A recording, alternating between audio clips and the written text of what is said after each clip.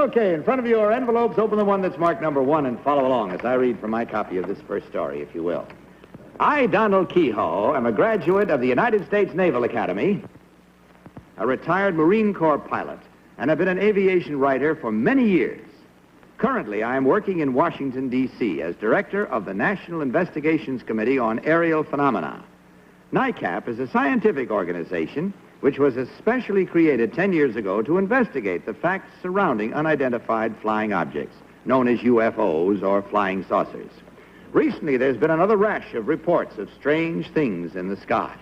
In the past 20 years, there have been over 10,000 such sightings of UFOs.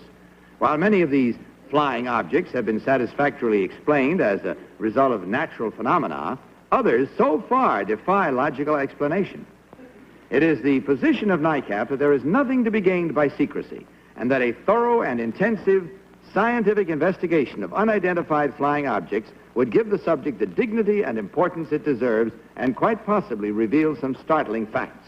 Signed, Major Donald Keyhoe.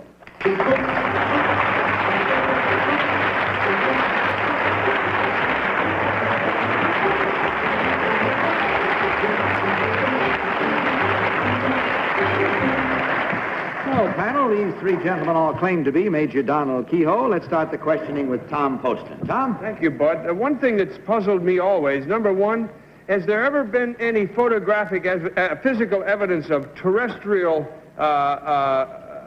disturbance by these UFOs?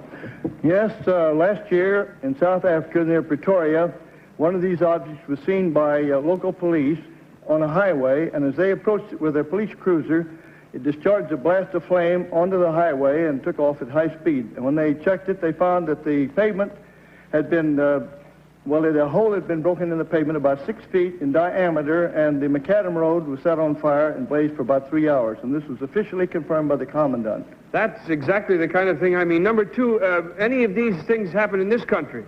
Yes, out in Denver, near Denver, Colorado, there was one that took off from a snow-covered area, and there were signs of it in the snow. That's what I... Number three, was there any radar... Peggy Cass. Number 3, where do you suppose they come from? Other planets, perhaps? That's the best explanation we can think of. Well, I don't think they should come down here. Go away. Number 2, it says it was Coast Guard photograph number 5,554. Have you taken pictures of 5,554 of these things? Well, that's a number of a Coast Guard photograph, but that doesn't necessarily mean that they were all flying objects. Well, I saw it in number 1. I saw it in National Magazine, a picture of one, and it looked like a big hamburger with green filling. Now, they do come in sort of different shapes and sizes, right? Most of the sightings describe disc-shaped objects. In fact, the Air Force secret project Grudge report years ago confirmed that. Thank you. Number 3, do they make any noise when they're flying by? A number of witnesses have described a whirring or humming noise, yes. Thank you. But number 2, are there little green people running? Orson Bean. Around in Peggy's head. Number 2, what was the name of your first book? Flying Saucers, Outer Space. Number 1, do you agree with that? No. All right, number 1, let me ask this to number 3. Number 3, what does variety mean to you? It's an entertainment magazine. Does it mean anything else to you? Yes, one of its writers, Frank Scully, is very interested in the subject. All right, number 1, who said swamp gas recently? Who said that the Dr. J. Allen Hynek, the Air Force #1 consultant. Mm-hmm. Number 2, who coined the phrase UFO? Who first said... This was first used about 10 years ago when they organized NICAP. Number 1... Kitty Carlisle. Number 1, who is Gerald Hurd? Gerald Hurd is the author of a book, Is Another World Watching? Thank you. Number 2, is your organization sponsored by the government in any way? No, it is not. In other words, number 3, do you believe that the Air Force is trying to keep secrets from the general public and you are going to expose them? I'm sure they are. You really think so? I do indeed. Number 1, in Gerald Hurd's book, it was said that there was a great concentration of unidentified flying objects over Fort Knox for a while.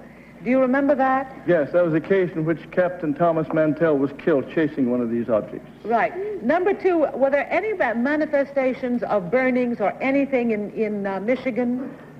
I don't believe so. ground. It's still under investigation if you're speaking of the Ann Arbor and Right. Dexter. Right. Now, Doctor, Sightings. Mr., what is his name, Heineke? That's all we have time for, I'm sorry to say. We could go on with this and make one spot of it and go all night and still not wind up all the things we would like to find out about, and I wish we could. But it's time to vote now, so mark your ballots, if you will, panel. Mark them without any consultation, which you might be tempted to do on this occasion at all. And, of course, don't change once you have marked. Vote now for number 1, number 2, or number 3. Team of challengers will, of course, receive $250 for every incorrect vote. Ballots all marked, panel? Very well. Tom, for whom did you vote? I voted for number 1 because of his lack of hesitation about any of his answers. He even had too much information, but gosh, he was great about telling us he looks like a soldier. Peggy Cass. Well, I voted for number 3 because of Frank Scully, because he looks like a Marine. Orson Bean, which one do you think it is? I didn't vote for number 2 because the name of the book was Flying Saucers Are Real. I was torn between 1 and 3. 3 knew Frank Scully, but I felt that 1 was a little more convincing. Your 1 has just been cited. That's right. Only swamp gas. Well, I didn't want to vote for number 1 because he's made up and his hands don't match his face. And if it was the real one, maybe they wouldn't do that. But on the other hand, he knew everything. And so I had to vote for number 1. Well, that's a round Robin Hood's barn way of getting there, but there it was. In any event, the votes are in and the minds are made up. Let's find out now. Which one of these 3 gentlemen, in truth, is Major Donald Keyhoe? Will the real Major Donald Keyhoe please stand up?